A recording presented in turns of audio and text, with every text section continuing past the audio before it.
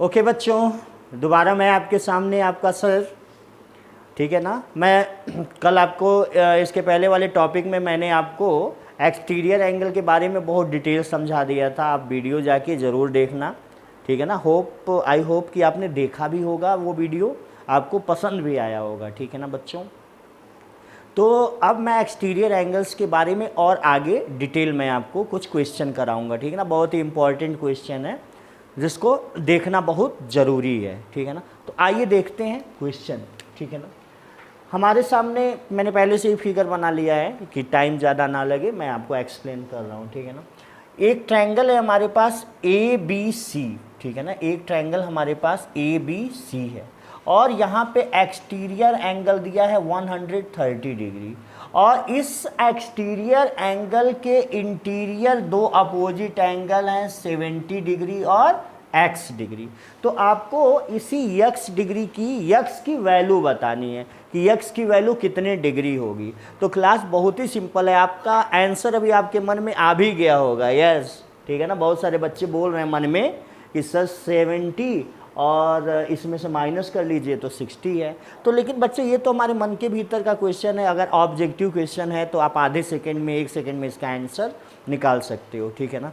लेकिन अगर हमें लिखना हो, नोट्स आपको टीचर के सामने देना हो तो कैसे आप लिखोगे, ठीक है ना। ध्यान से देखो कैसे है। एक ट्रायंगल ए बी सी, ठीक है ना, हमने ऐसे लिखा इन अ ट्रायंगल ए बी सी। ध्यान से देखिएगा, इसमें हमने क्या किया, ए सी डी ये वाला angle A C D is equal to किसके इक्वल होगा, angle C A B plus angle A B C. हमको पूरा नेम लिखना होगा, angle C A B plus angle A B C के इक्वल होगा। अच्छा, ये क्यों इक्वल होगा, हमेशा जब भी ज्योमेट्री का आप क्वेश्चन लगाओ तो प्रॉपर्टीज़ लिखना मत भूलना, प्रॉपर्टीज़ लिखना बहुत ही इंपॉर्टेंट है।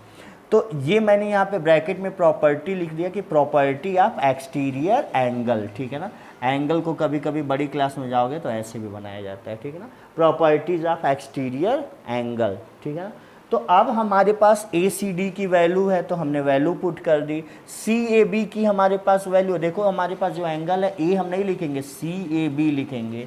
हमारे पास ये वाला exterior angle A C D है तो ये लिखेंगे। अगर ए सी बी लिख दिया तो हमारे पास ये वाला एंगल आ जाएगा। इसलिए एंगल लिखना ज्योमेट्री में बहुत ही ज़्यादा टेक्निकल है और आपको बिल्कुल आना चाहिए, ठीक है ना। उसके बिना आपका काम नहीं चल सकता, ठीक है।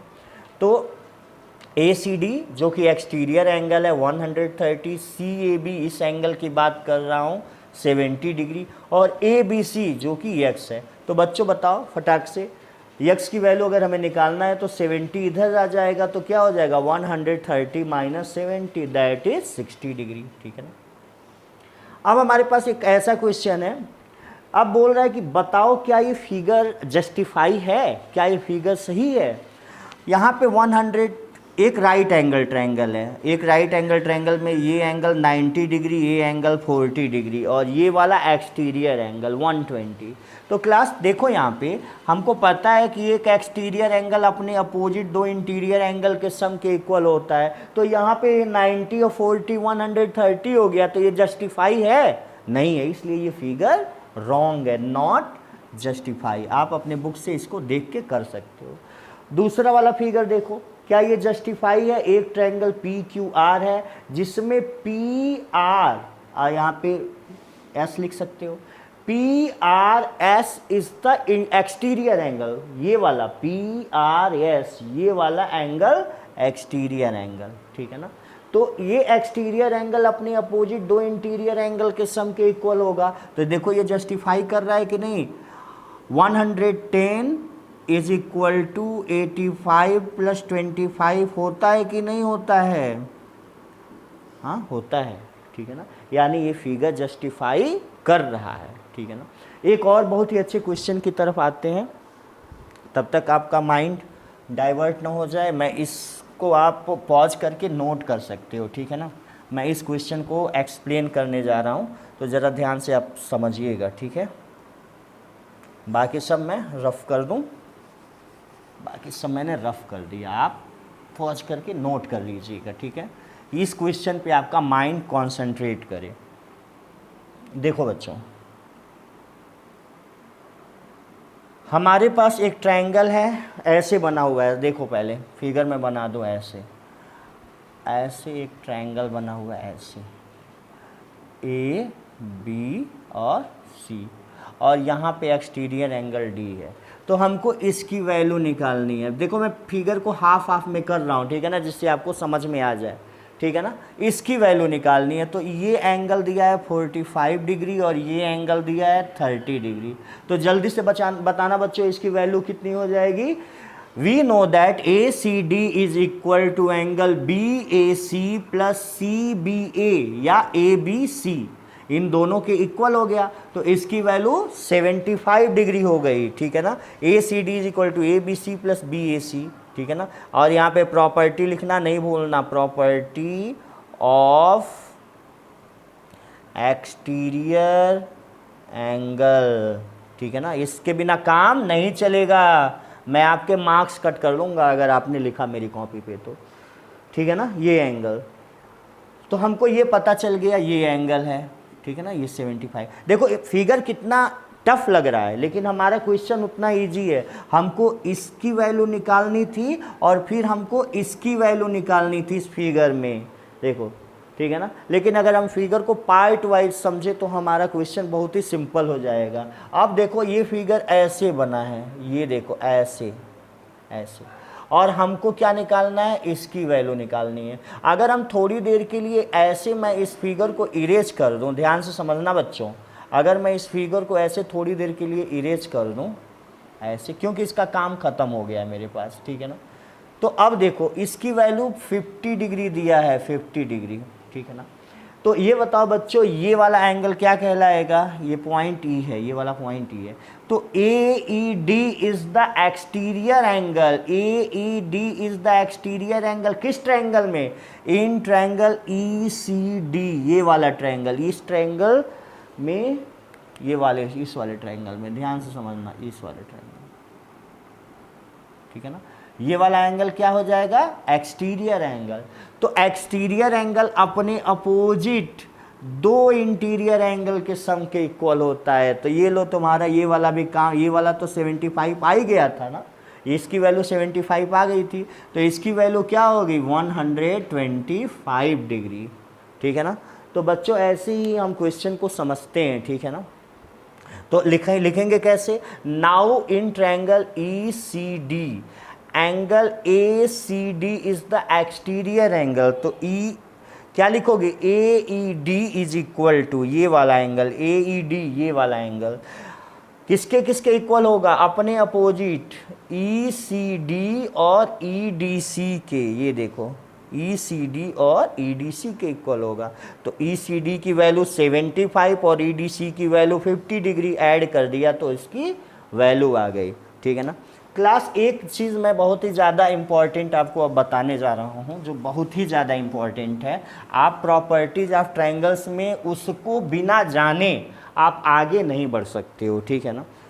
वो चीज़ क्या है, देखो कोई भी ट्रायंगल है, कोई भी एनी ट्रायंगल, कोई भी ट्रायंगल, तुम्हें पता है कि उस ट्रायंगल में 3 साइड होती हैं, ठीक है ना, 3 साइड, ए बी सी और C A, there are 3 sides in a triangle, ठीक है ना। अब जान लो क्या होता है, मैं क्या बताने जा रहा हूँ। किसी भी ट्रायंगल में 2 साइड का सम, किसी भी ट्रायंगल में 2 साइड का सम हमेशा तीसरी साइड से बड़ा होता है। In a triangle the sum of 2 sides is always greater than the third side, ठीक है ना। ये प्रॉपर्टी कभी मत भूलना। अगर ये प्रॉपर्टी अगर तुम्हें अच्छे से आ गया तभी तुम ट्रायंगल्स को जस्टिफाई कर पाओगे कि हाँ ये ट्रायंगल रियली एग्जिस्ट करता है कि नहीं करता है। मेरे कहने का मतलब ये है, ध्यान से समझो। हमारे सामने सपोज करिए ये ट्रायंगल हमने लिया, एक साइड 10 सेंटीमीटर, एक साइड 12 सेंटीमीटर और एक साइड मान लो 5 सेंटीमीटर, ठीक है ना।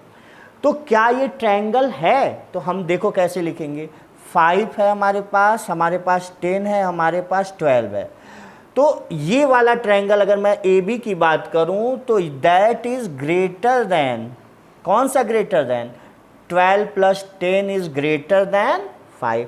10 की बात करूं तो क्या 10 से बड़ा 5 और 12 है, क्या 12 से बड़ा 5 प्लस 10 है? अगर इस तरीके से रिलेशन सम आ जाता है किसी भी ट्रायंगल में, किसी भी ट्रायंगल की दो साइड का सम तीसरे से बड़ा, किसी भी ट्रायंगल की दो साइड का सम तीसरे से बड़ा, किसी भी ट्रायंगल की दो साइड का, तो क्या किया मैंने, पहले इन दोनों साइड को लिया, ये थर्ड से बड़ा है, फिर मैंने इन दोनों साइड को लिया, ये तीसरे से बड़ा है, फिर मैंने इसको लिया, फिर ये तीसरे से बड़ा है, ठीक है ना। तो इस तरीके से जब रिलेशन आता है तभी एक ट्रायंगल बनता है, नहीं तो ट्रायंगल नहीं बन सकता है। यानी कहने का मतलब कि अगर एक ट्रायंगल, कभी भी तुम आजमा लेना, अगर एक ट्रायंगल की साइड 5 है, दूसरे की वैल्यू 11 है और तीसरे की वैल्यू सपोज करो 3 है, ठीक है ना, या 4, कुछ भी मान लो, ठीक है ना, 4, तो क्या ये ट्रायंगल बनेगा?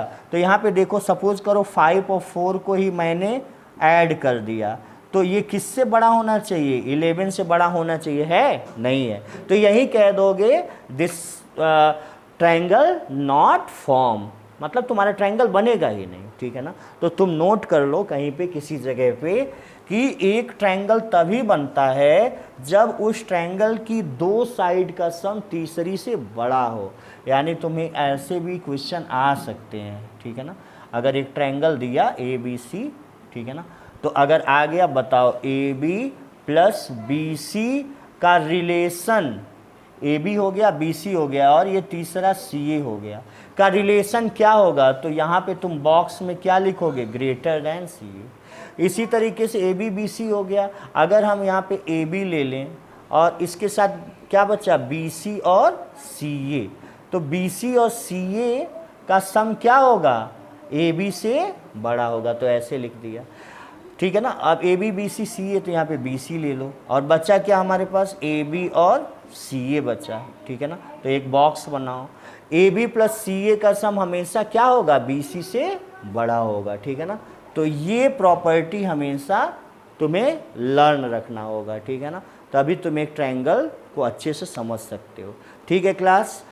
फिर मिलते हैं अगली क्लास में। ऐसे ही मेरे वीडियो को लाइक और सब्सक्राइब करते रहो। Have a good day, bye bye.